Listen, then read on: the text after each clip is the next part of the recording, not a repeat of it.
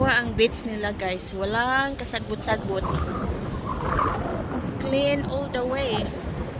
Hindi katulad dyan sa atin na madaming damo. Dito napakalinis yun oh. Yan yung kung high tide dyan yung walang tubig. Pero ngayon low tide siya, tingnan nyo galing dyan hanggang dyan, wala talagang damo. Nasaan kaya ang damo ng dagat nila? Plain na plain talaga guys, oh. Kung white pa yung sun nila, napakaganda. Kaso nga lang, yung white sun nila is brown. Guys, oh. Napakalinis guys. Tapos doon may taga kuha talaga ng basura nila every morning. Yan.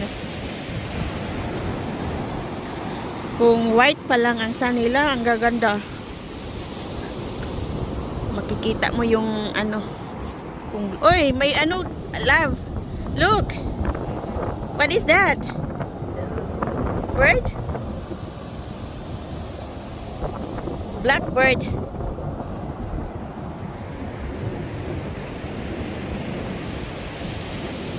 Doon kami nakatira guys, oh, yung wind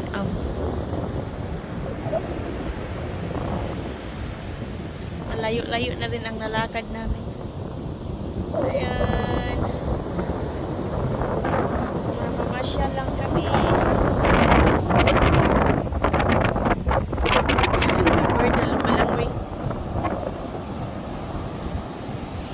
Nakita nyo guys, napakalinis, nakaka-flat.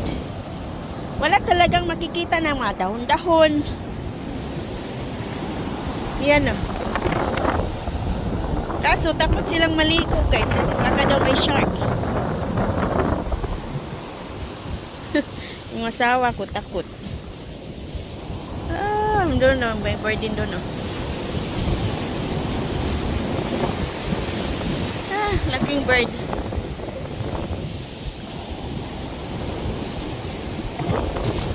Yan ang aking spincher. Ang aking spincher. Saka si daddy.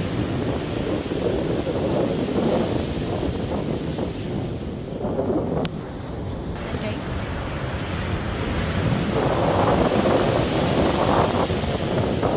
Linis talaga na. Miss ako guys. Siyang linis-linis. Ayan, wala ka talaga makitang damo.